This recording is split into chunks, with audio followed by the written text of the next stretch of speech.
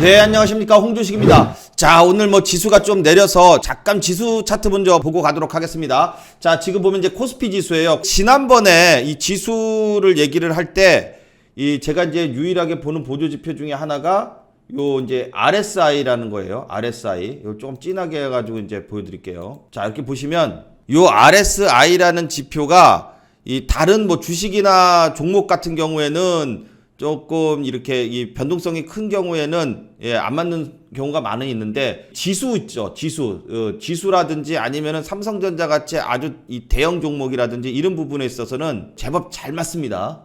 그래서 제가 지수의 이 어떤 저점이라든지 이런 부분을 가늠할 때 RSI를 보는데, 자, 지난번에 8월 달에도 한 번씩 지수가 이제 한번 폭락이 나왔어요. 그죠? 그래서 한번 휙 떨어졌을 때, 그때도 이제 제가 이거 갖고서 이제 설명을 드렸습니다. 이 쭉 떨어지는데, 요렇게 이 과매도권이요. 요렇게 이제 색깔이 요 파란색으로 이렇게 나오게 되면은 과매도권이고, 물론 뭐 색깔이 이제 뭐 중요한 게 아니고, 과매도라는 이제 기준을 정해놓고 이 안으로 들어오게 되면은 과매도, 즉 많이 떨어졌다. 이제 떨어졌으니까 반등 나올 때가 된다. 이제 이런 얘기예요. 그런데 이제 지금 보면은 슬슬 이제 또 과매도권으로 접어들어요. 그리고 오늘 최저점이 3015.01입니다. 자, 그러면 3000이라는 이 지수대가 굉장히 의미가 큰 이 수치죠. 3000위로 올라간 다음에, 자, 보시면 3000으로 올라갈 때 3000 시대가 됐다 그래서 뭐 난리가 난 게 올 1월 달입니다. 자, 계속 가다가 드디어 올해 역사적인 이 3000선을 뚫어요. 3001을 이제 뚫고 난 다음에 웬만하면은 3000에서는 이제 반등이 났어요. 그러다가 지난 3월달 이후서부터는 한 번도 3000 이하로 내려오지 않고 계속해서 어느 정도 상승 곡선을 그리고 있다가, 최근에 또 삼성전자 같은 이제 대형주들이 지수하고 직접적인 연관이 있죠. 자, 그래서 이 대형주들의 약세가 진행되게 되면서 주가가 이제 지수가 좀 약세를 보이고 있는데, 자, 일단 3000까지는 거진 다 왔어요. 자, 3000을 깰 수도 있고 3000을 콕 찍고 반등이 나올 수도 있고, 그래서 이 10월 첫째 주에 어느 정도 저점이 형성될 것이다, 이렇게 보여지고 있습니다. 자, 이렇게 막 쥐야장창 이렇게 떨어지거나 그러진 않아요. 떨어지더라도 이제 어느 정도 또 반등 나왔다가 또 이제 조정받고, 반등 나왔다가 조정받고, 이렇게 해야지, 코로나 왔을 때 또 뭐 금융 사태가 왔을 때처럼 막 확 이렇게 그렇게 떨어질 만한 이 요인은 없죠. 자, 그리고 또 기술적으로 봤을 때도 이 RSI가 과매도권으로 이제 슬슬 들어온다. 다음 주 정도면은 이제 3000을 찍고 과매도권으로 이제 들어오게 되면은 슬슬 저점의 자리가 된다, 이겁니다. 자, 그런데 3000을 깰 것이냐 말 것이냐, 저는 이때 지난번 8월 달에 떨어졌을 때 3000 근처까지 또 왔지만 3000 안 깨고 반등이 나왔잖아요. 이번에는 제대로 반등이 나오려고 그러면 3000을 좀 깨야 돼요. 3000이 깨지면 심리적인 지지 라인이 깨지는 거기 때문에 분명 매도세가 많이 나옵니다. 누가 됐든 매도세가 나오면 그 매도세를 잡아서 올리는 거예요. 매도가 나와야지 그 물량을 잡아서 올리게 되기 때문에 심리적인 지지선이었던 3000을 장중에 살짝 깬다든지 이렇게 해서 깼다가 올리는 그런 것을 이제 깨는 지지다인데, 이때도 그랬어요. 3000을 한 이틀 정도 깼다가 다음 날부터 그냥 계속 이제 올렸고, 이때도 3000을 한번 딱 깼지만 바로 다음 날부터 급반등을 시켰습니다. 그런 것처럼 다음 주에 어느 정도 이제 저점을 찍을 것이다, 이렇게 되면서 이 지수하고 연관이 돼 있는 대형주들을 한번 반등의 저점의 시점을 한번 잡아볼 수 있는 그러한 때가 다음 주에는 오지 않을까, 이렇게 지금 보여집니다. 자, 삼성전자는 계속해서 지금 이 D램 가격 있죠. 계속 이제 핑계거리가 D램 가격이에요. 다른 건 다 좋거든. 뭐 핸드폰이 안 팔려요, 뭐 가전제품이 안 팔려요, 다 좋은데 이 D램 가격, 핸드폰 지금 없어서 못 판다고 하죠. 그런데 이 반도체에 대한 이 반도체 가격이 이제 이 약세가 되기 때문에 이게 좀 이제 가격이 올라줘야 되는데, 이 부분이 약세여 가지고선 주가가 내리는 것이다. 근데 삼성전자를 끌어올리는 것은, 가장 중요한 것은 외국인이라고 제가 계속 설명을 드렸죠. 지난번에도 이 디램 가격이 하반기 때 안 좋을 것이다. 그렇게 얘기가 이제 증권사 외국계 증권사 리포트가 나오면서 72,500원까지 저점을 딱 떨어뜨린 다음에 그리고 나서 외국인이 이 부분에서 집중적으로 들어왔습니다. 그죠? 최근에 이제 다시 또 디램 가격 얘기가 다시 나오면서 조정을 보이고 있는데 지난번에 이렇게 떨어뜨렸을 때는 막 매도세가 엄청났어요. 뭐 보통 몇백만 주씩 이 매도를 했는데 이번에 떨어뜨릴 때는 이틀 전에 떨어뜨렸을 때만 500만 주고 그 다음부터는 외국인의 매도세가 크게 아주 크지는 않습니다.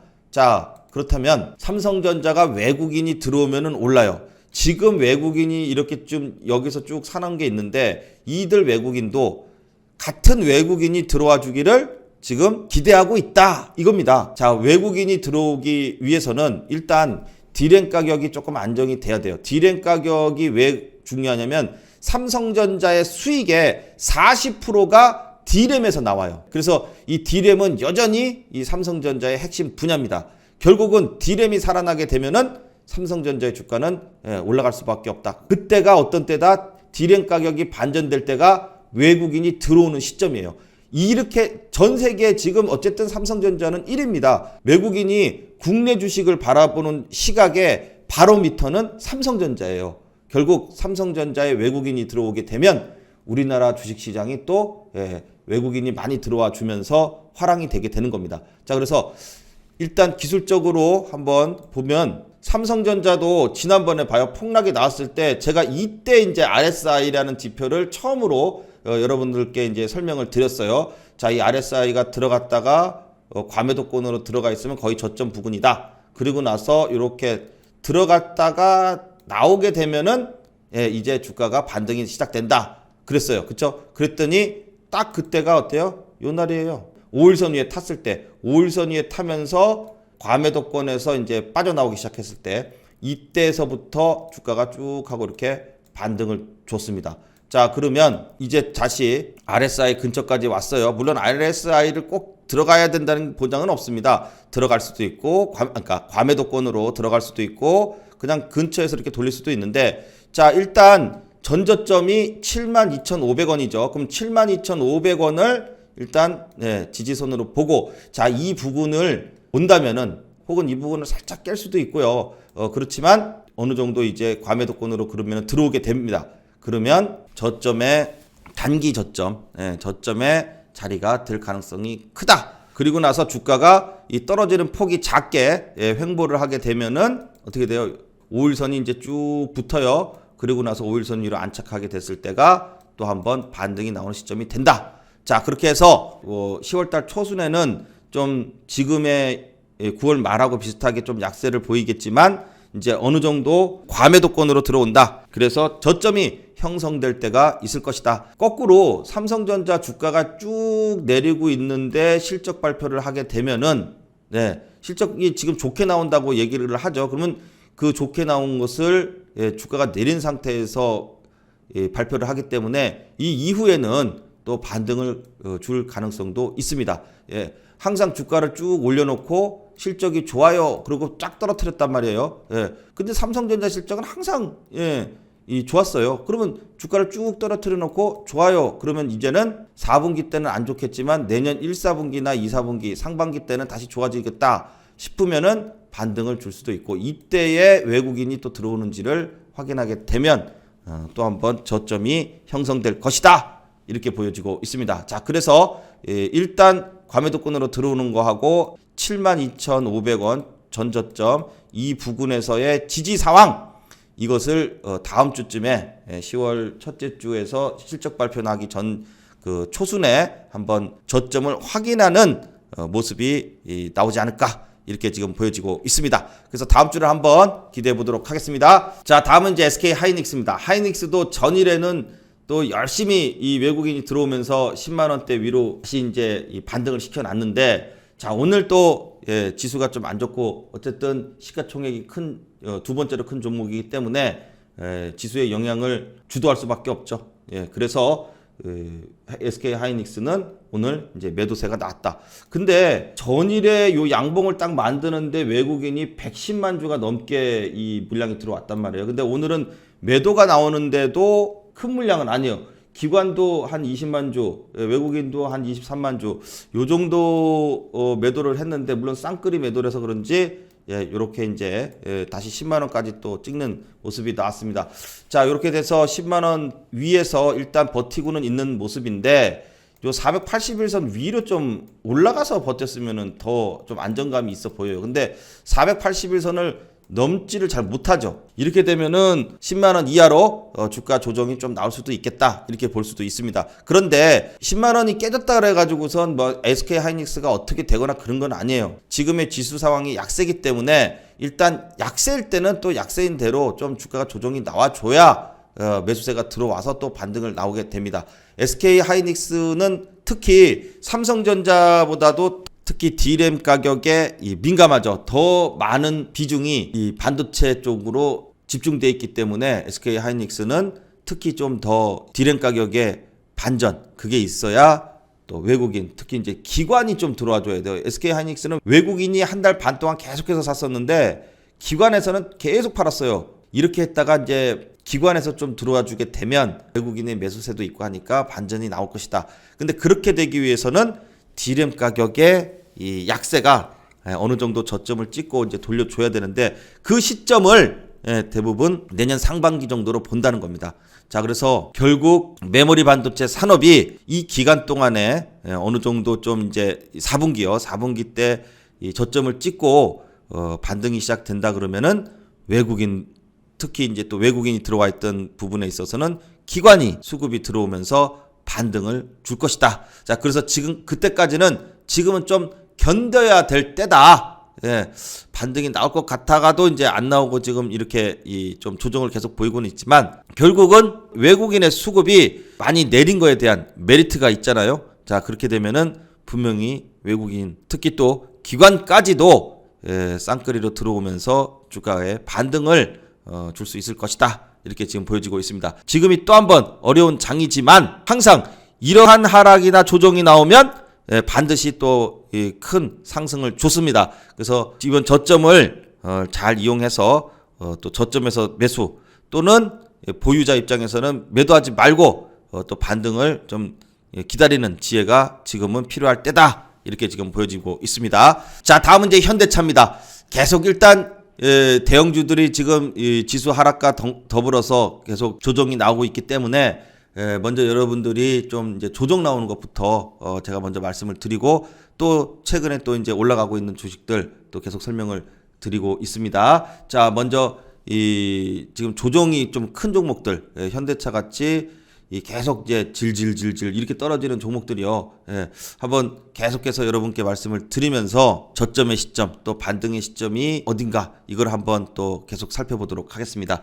자, 보세요. 현대차가 20만 원을 깼어요. 불안불안했죠. 결국 이때는 20만 원 지키고 반등을 줬지만, 자, 이번에는 20만 원을 깨면서 자, 추가적인 하락세를 지금 보일 가능성이 높아졌는데, 자, 일단 단기적으로는 또 이렇게 이 RSI, 지난번에도 RSI 과매도권으로 들어오고 나서, 그리고 나서 또 이제 반등이 나왔어요. 반등이 나온 건 이 말 그대로 과대 낙폭에 의한 반등인 거고, 반등 이후에 추세 전환은 이렇게 돌려서 올라가는 거거든요. 그럼 돌려서 올라가려 그러면은 21선 위에서 안 떨어져야 되는데, 이때 좀 21선을 지지를 못하고서 이제 빠지게 되니까 추가적인 하락이 나왔어요. 자, 이번에 다시 직전 20만 원대를 깨고, 자, RSI가 또 과매도권으로 들어오기 시작을 했어요. 자, 그래서 물론 과매도권으로 들어온 다음에 조금 더 과매도를 유지를 할 수는 있어요. 그러다가 이제 반전이 되게 되면은 추가적인 급등이 나올 것이다. 자, 그렇게 해서 현대차도 과매도권에서 자, 이제 어디가 저점일지를 한번 관심 있게 봐야 될 때가 돼간다. 보통 이제 이 엔벨로프 부근이 오면은 또 반등의 자리가 되고, 또 조금만 더 내려오면 이제 엔벨로프하고 이제 비슷하게 이제 근처까지 오겠어요. 자, 이렇게 되면은 또 한번 이때가 단기 저점으로 보고 반등의 시점이 될 수 있다. 자, 현대차가 그렇게 이 차도 요즘은 잘 만들고 좋다 하는데 왜 이렇게 이 주가가 이제 조정을 받냐? 원인은 지금 업계에서 말하는 원인은 뭐예요? 바로 이 차량용 반도체가 부족하기 때문에 반도체 공급난이 주된 하락의 요인이다. 근데 이 얘기가요, 저는 봄부터 나왔어요. 그러니까 지금 이거는 솔직히 일부러 좀 이렇게 내리는 모습이 아닐까 이렇게 지금 좀 보여지고도 있습니다. 제네시스라든지 전기차도 아이오닉도 만들어서 팔고 기존에 있는 자동차들도 잘 팔리고, 물론 이제 좀 잘 팔리다가 어느 정도 또 이제 지나게 되면은 좀 이 안정권으로 접어들잖아요. 그러다 또 신차가 나오게 되면 또 잘 팔릴 거고, 외국이라든지 이 또 미국, 유럽 어떤 외국에서도 지금 현대차는 어쨌든 상위권에서 잘 자동차를 팔면서 매출을 갖다 올리고 있는데, 주가를 결국 이 외국인이나 기관에서 사줘야 되는데 이 매수세가 없어요. 계속. 그래서 제가 수급이 부족하다는 말을 이제 여러 차례 드렸는데, 자, 이 반도체 공급난을 어쨌든 핑계 삼아서 지금 내리고 있고, 자, 그런데 저는 그 얘기를 언제까지 울고 먹을 건가? 자, 그렇다면 현대차가 반도체 공급난 외에도 다른 이슈가 있으면 또 외국인이나 기관의 수급이 들어오지 않을까 이렇게 보여집니다. 보면 이제 자율주행차라든지 이러한 부분에 있어서 조금 더 공격적인 투자나 진전이 있게 되면은 다시 외국인의 수급이 들어오면서 주가가 이제 반등을 줄 것이다.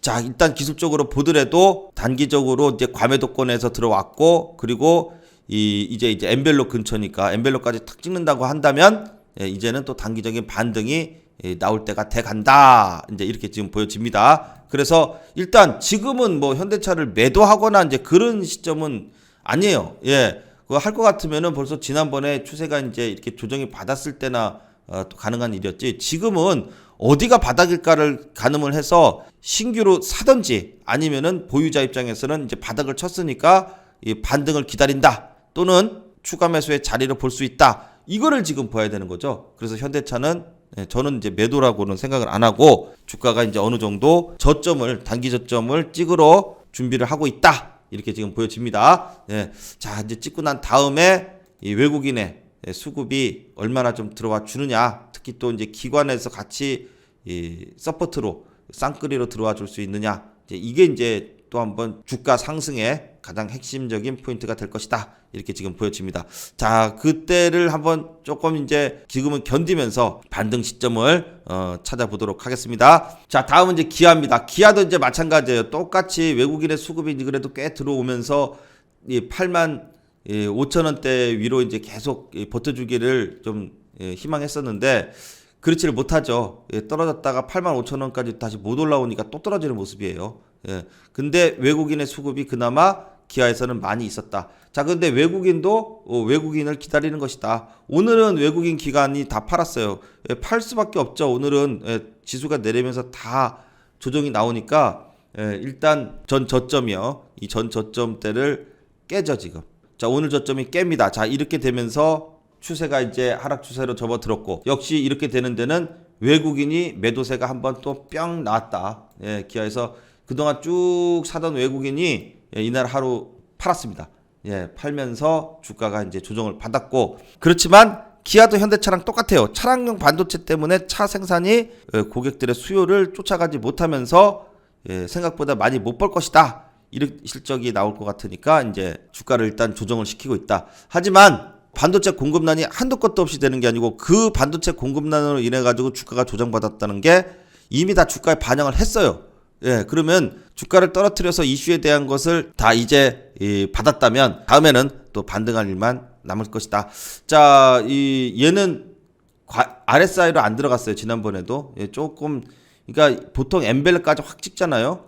엠벨까지 찍으면 RSI도 과매도권으로 딱 들어가는 경우들이 많습니다. 그러면은 RSI 과매도 플러스 엔벨로프, 자, 이렇게 되면서 이제 반등을 쫙 하고 줄 수 있겠죠. 자, 다음 주에 한번 기아도 추가적인 좀 조정이 나올지언정 또 저점을 찍고 반등이 나올 것이다. 그래서 너무 걱정하지 마시고, 이렇게 반등이 나와서 또 5일선 타게 되면은 언제 그러냐는 식으로 5일선 위로 안착될 때 외국인과 기관의 수급이 좀 들어와 준다면 오히려 저점에서 잡아서 또 반등을 내줄 수 있는 그런 자리가 될 것이다. 이렇게 보여지고 있습니다. 자, 지금은 기아도 외국인도 물렸어요. 외국인 매수세가 이때 이제 집중되어 있기 때문에 8만 2천원에서 5천원 사이요. 그렇기 때문에 외국인도 지금 썩 좋은 상태는 아니다. 외국인도 지금 외국인을 기다리고 있다. 그래서 다른 외국인이 또 들어와서 저점을 찍고 반등 나올 때에 추가적인 상승이 한번 크게 나오기를 기대하는 모습입니다. 자, 그래서 기아도 일단 지금은 좀 조정을 들어가야 될 때고, 자, 그리고 저점은 엔벨로프하고 RSI, 자, 이것을 보면서 한번 저점을 잡아보도록 하겠습니다. 자, 다음은 이제 카카오입니다. 일단 카카오는 11만 5천 원을 지지하는 모습이 이제 이 전일에 양봉, 전전일에도 양봉이 나오면서 11만 5천 원, 지난번에 떨어지다가 저점을 잃었던 곳을 계속해서 지지하고 있다.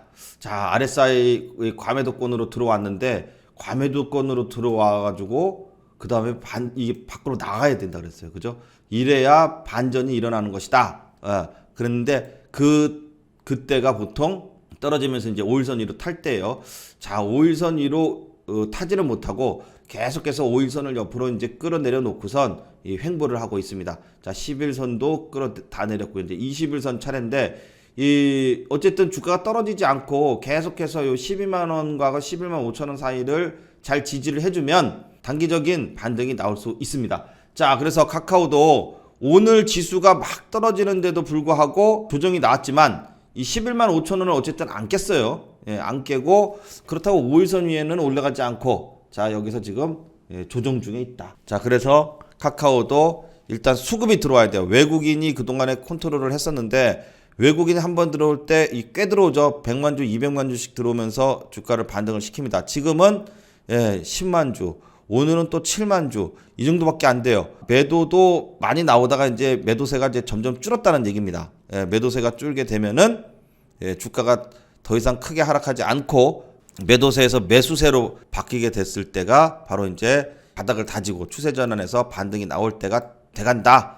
이렇게 지금 보여집니다. 그래서 카카오도 다음 10월 달에는 계속해서 이제 물론 이제 11만 5천 원을 지지한다는 전제예요. 더 이상의 이제 악재가 없고, 그리고 특히 이 국정감사가 이제 시작이 됐는데, 이 국감이 끝나야 카카오의 또 이 주가의 반등이 나올 것으로 보여집니다. 자, 그래서 국감이 이제 10월 달부터 시작을 해서 감사 일정하고 이제 이 얘기가 다 나오게 되면 이 악재가 다 이제 반영이 주가에 되는 거기 때문에, 그리고 나서는 반등을 줄 것이다. 자, 일단 감사 일정이 이 10월 21일 정도까지예요. 자, 그러면은 10월 달에가 이제 카카오도 저점을 잡고 바닥이 어딘지를 확인하고 반등이 시작될 것이다. 이렇게 지금 보여줄 수 있겠습니다. 자, 다음에 네이버입니다. 네이버도 이제 전일에는 다 양봉 두 개가 나오면서 일단 저점을 38만 원대를 지지하는 이러한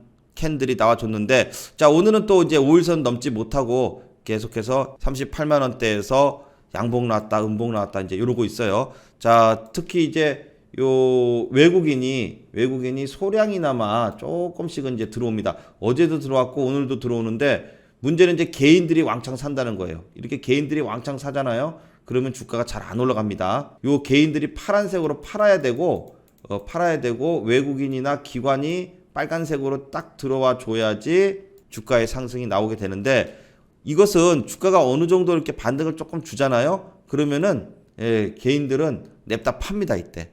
그래서 일단 단기적으로 38만 원대 지지를 하고 빨리 어쨌든 40만 원대 위로 이제 복구를 해줘야 돼요. 40만 원이 그동안에 저항 자리를 돌파했던 아주 중요한 가격대죠. 지난 이 6월 달에 강력하게 거래량 터지면서 고점을 돌파한 이후에 조정을 받고 꾸역꾸역 올랐다. 이때에 외국인이 들어와줬고, 자, 또 한 번 40만 원대를 여기서 이제 다시 재돌파, 자, 이렇게 주면서 40만 원대를 위로 안착을 하면은, 자, 이때가 또 21선을 돌파할 무렵쯤 되기 때문에 추가적인 상승도 기대해 볼 수 있다. 이렇게 됩니다.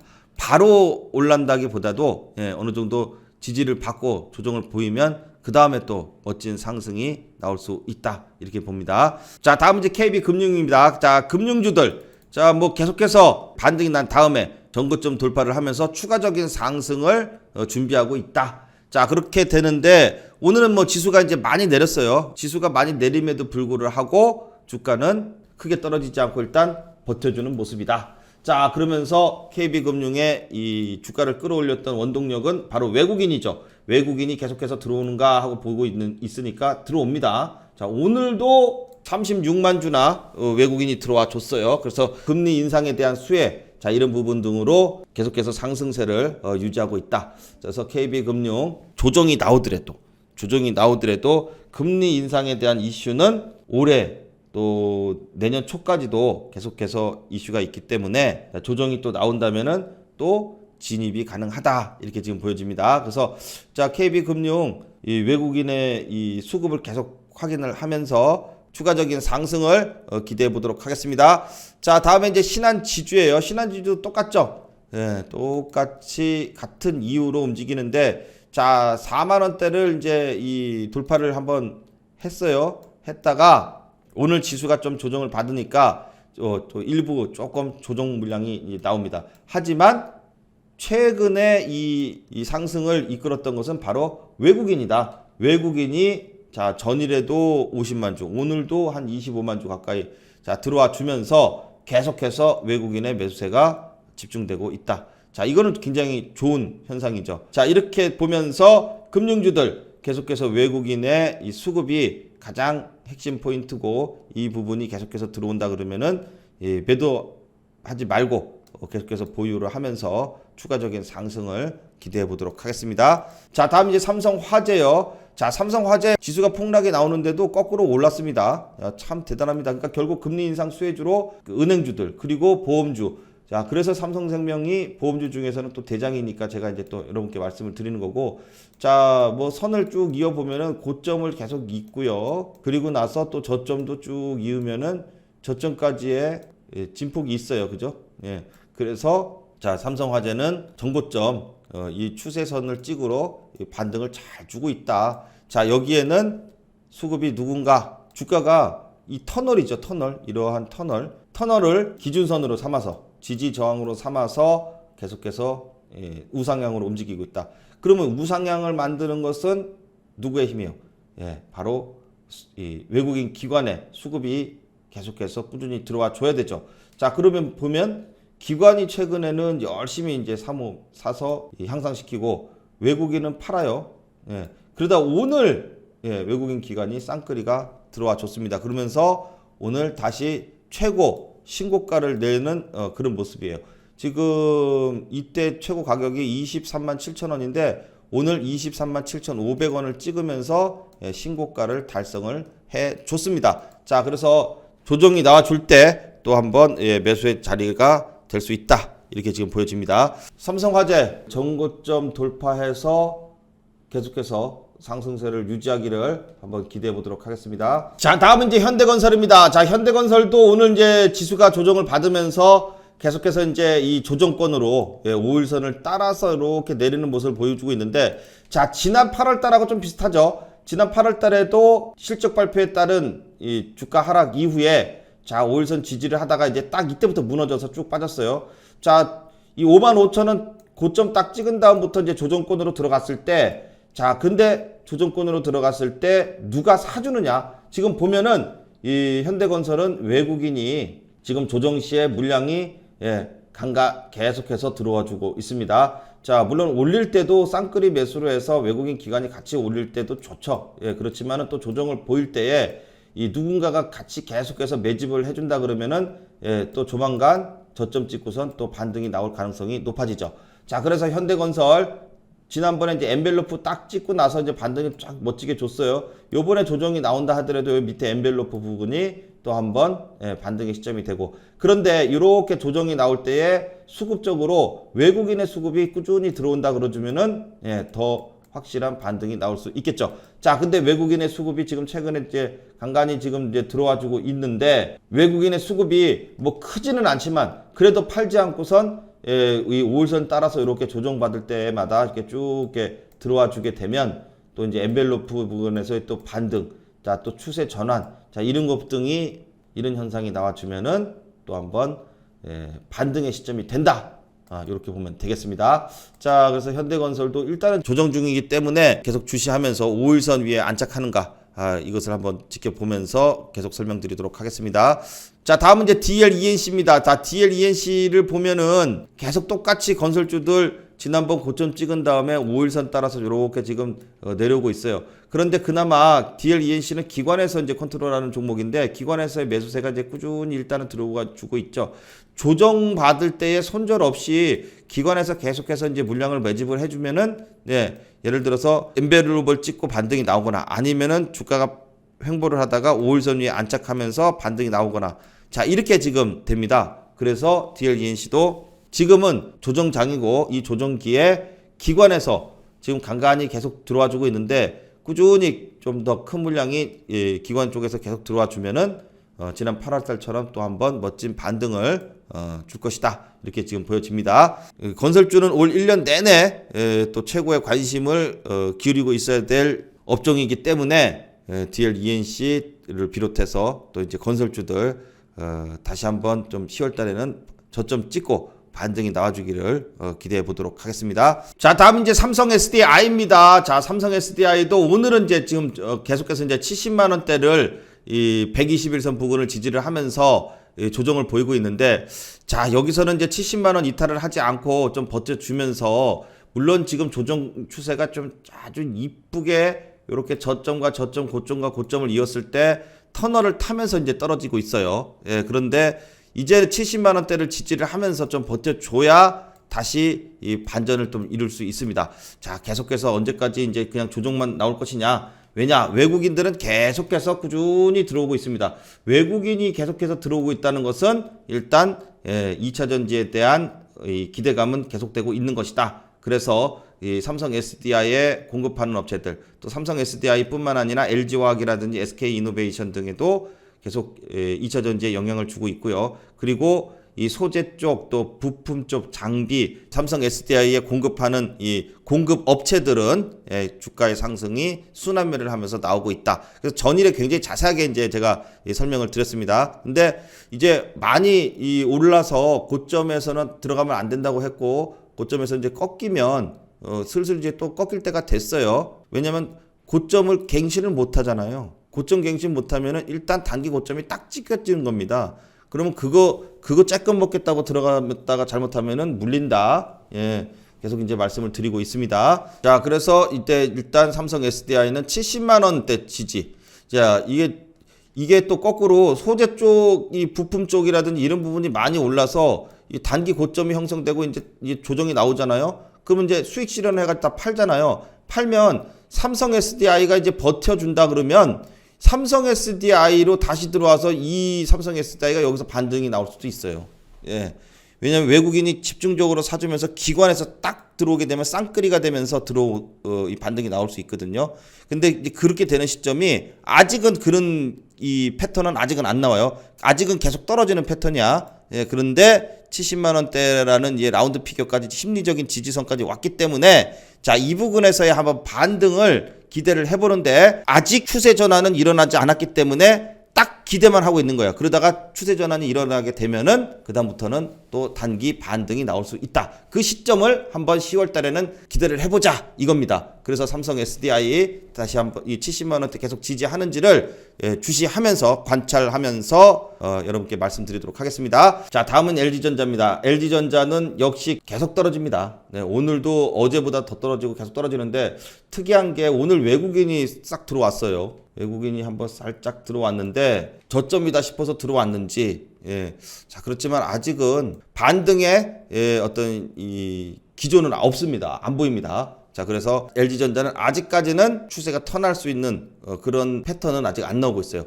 그렇게 되려고 그러면 어떻게 됩니까? 일단 5일선을 타야 됩니다. 지난번 악재 때도 이 악재가 나온 이후에 5일선을 타게 되니까 이제 빵 하고 치잖아요. 그런 것처럼 주가가 이제 어느 정도 저점을 이루게 되면은 그 단기 저점을 딱 알 수 있는 게 이제 일단 5일선 위에 안착을 해야 되고 그 이후에 지지하는 가격을 안 깨고 횡보를 해주게 되면은 다시 한번 또 반등을 기대할 수 있다. 이렇게 됐을 때는 누가 들어와야 돼요? 횡보했을 때 외국인과 기관이 수급이 좀 들어와 줘야 된다. 그런데 오늘 외국인이 들어왔다. 자, 그러면은 이제부터 예를 들어서 주가가 더 이상 밀리지 않는다면 이 외국인이 들어온 것을 기점으로 해서 수급이 좀 쌓이지 않을까 이렇게 보여집니다. 물론 이렇게 모양이 패턴이 만들어져서 5일선 위에 안착을 해야지 추세 반전이 있는 거지 아직 그런 패턴도 안 나왔는데 섣불리 저점을 단정 짓는 것보다는 저점의 신호가 나오고 나서 저점의 타이밍을 잡아보는 것이 좋을 것 같다. 이렇게 지금 보여지고 있습니다.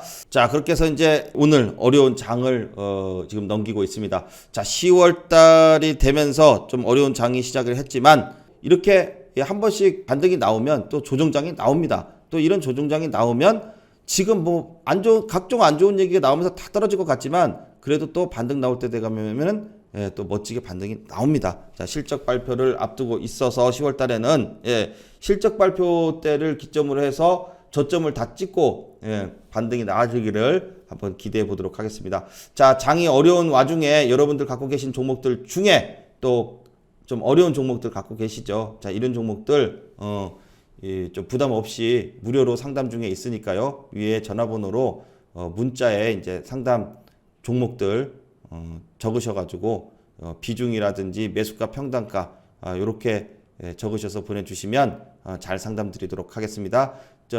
시청자 영상 시간에서도 하고요. 또 개별적으로도 상담문을 보내드리도록 하겠습니다. 자, 오늘 영상은 여기까지 하겠습니다. 다음 시간에 또 좋은 내용으로 찾아뵙겠습니다. 감사합니다.